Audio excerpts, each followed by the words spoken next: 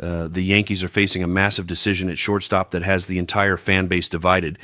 And the latest comments from Brian Cashman and Aaron Boone about Anthony Volpe's future with this team suggest they're still committed to him despite everything we watched unfold last season. This isn't just about one player struggling. This is about organizational philosophy and whether the front office is willing to admit when a highly touted prospect isn't panning out the way they hoped. With Volpe coming off shoulder surgery and Jose Trevino emerging as a legitimate alternative, the Yankees have a real choice to make about who starts at shortstop on opening day and whether they're willing to prioritize winning now over giving a struggling young player more chances to figure it out. Let's start with the reality of what Anthony Volpe showed us last season, because the numbers don't lie and they're genuinely concerning for someone entering his third full year in the majors. He hit .212 with a .663 OPS, which is replacement level offensive production at a position where you can't afford dead weight in your lineup. The Yankees lost the World Series in part because they couldn't generate consistent offense throughout the order, and Volpe was a massive contributor to that problem. When your shortstop is basically an automatic out, it creates cascading issues for lineup construction because opposing pitchers can attack around him and focus on getting your actual dangerous hitters out.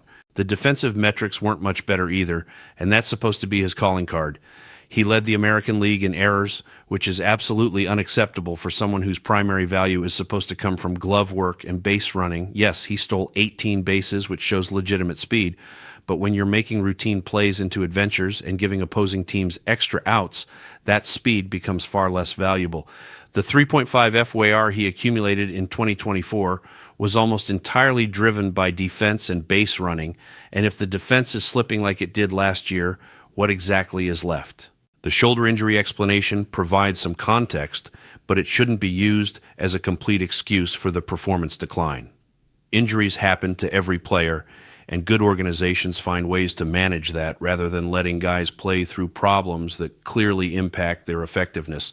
If Volpe's shoulder was bothering him enough to require surgery, why was he out there struggling for so long instead of getting shut down earlier? That's a front office and medical staff decision that cost the team valuable wins, while Volpe flailed at the plate and made errors in the field. Now he's starting the season on the injured list, recovering from that shoulder surgery, which creates an immediate opening for someone else to grab the starting job and potentially never give it back.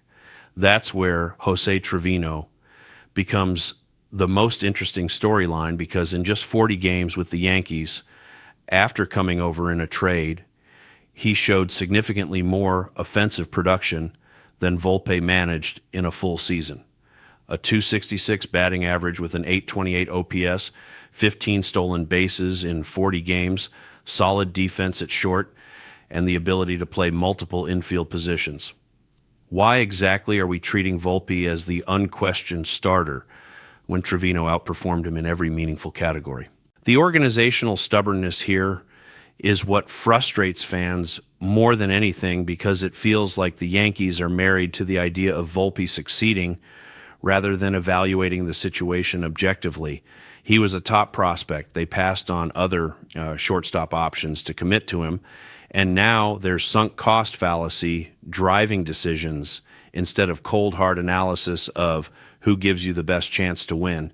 Cashman saying he still believes in the player is fine, belief is great, but at some point results have to matter. 3 years into a big league career without showing meaningful offensive improvement should trigger real questions about whether he's ever going to hit enough to justify playing time. The comparison Cashman made to NFL quarterbacks changing environments and succeeding is interesting, but also kind of irrelevant to Volpe's situation. Those quarterbacks typically show flashes of talent in their original organizations, but are held back by terrible supporting casts or coaching. Volpe hasn't shown flashes. He's shown consistent inability to make adjustments at the plate. His swing decisions haven't improved. His contact quality remains poor, and his approach against different pitch types hasn't evolved. That's not an environment issue. That's a talent and development issue. Aaron Boone's comments about wanting to get Volpe back in the mix and being mindful that Trevino isn't an everyday player are exactly the kind of managerial nonsense that drives people crazy. If your choice is between a guy hitting .212 and a guy hitting .266 with an .828 OPS, you play the guy who's actually producing regardless of whether he was traditionally viewed as an everyday player. Trevino proved he could handle consistent playing time and performed well doing it. Why artificially limit his opportunities because of preconceived notions about his role? The broader roster construction question becomes whether the Yankees explore external options at shortstop or commit to the internal competition between Volpe and Trevino. The free agent market isn't loaded with elite options, but there are serviceable veterans who could provide stability. Willie Castro would be a solid, low-cost addition who can play multiple positions and won't kill you offensively. Bo Bichette, if the Blue Jays somehow made him available, would be transformative, giving you an on-base machine who weakens a division rival simultaneously. That seems unlikely, but stranger things have happened. Bringing back Amed Rosario makes logical sense as a depth piece who can platoon effectively against left-handed pitching. He hit .303 with a .788 OPS in 16 games last year. Small sample size, obviously, but he's a known quantity who can handle multiple infield spots and won't embarrass himself defensively. A Trevino-Rosario platoon based on matchups actually sounds significantly better than just handing the job back to Volpe and hoping shoulder surgery magically fixes 3 years of offensive struggles. The development timeline argument that Cashman keeps falling back on would make more sense if we were seeing incremental progress from Volpe, but we're not. His rookie year, he hit .209 with a .604 OPS. Year 2, he hit .243 with a .657 OPS, modest improvement. Year 3, he regressed back to .212 with a .663 OPS, despite having another full season of experience and adjustments. That's not a player trending upward who just needs more time. That's a player who's shown you his ceiling, and it's not high enough. The defense declining is particularly concerning because if he can't hit and he's not providing elite glove work, what exactly is his value proposition? Base running alone doesn't carry a player, especially when you're not getting on base enough for that speed to matter. Volpe stole 18 bases, but he only reached base enough times for that to translate to moderate value. Compare that to Trevino, who stole 15 in just 40 games, suggesting his speed could produce 25 to 30 steals over a full season while also actually hitting for average and getting on base. The Oswald Peraza situation lurking in the background is the cautionary tale nobody wants to talk about because the Yankees chose Volpe over him and then watched Peraza's value crater to the point where he's barely a trade chip anymore. That decision made sense at the time based on prospect rankings and organizational evaluations, but it's a reminder that just because you pick someone doesn't mean you were right. Admitting the evaluation was wrong and moving on is better than stubbornly sticking with a player who isn't working out of loyalty to past decisions. What should the Yankees actually do here? Realistically, they should make the shortstop competition completely open during spring training with Volpe, Trevino, and potentially Rosario if they sign him all getting legitimate opportunities to win the job. Whoever performs best offensively and defensively gets the opening day nod, and you don't artificially hand it to Volpe because of his draft pedigree or what you hoped he'd become.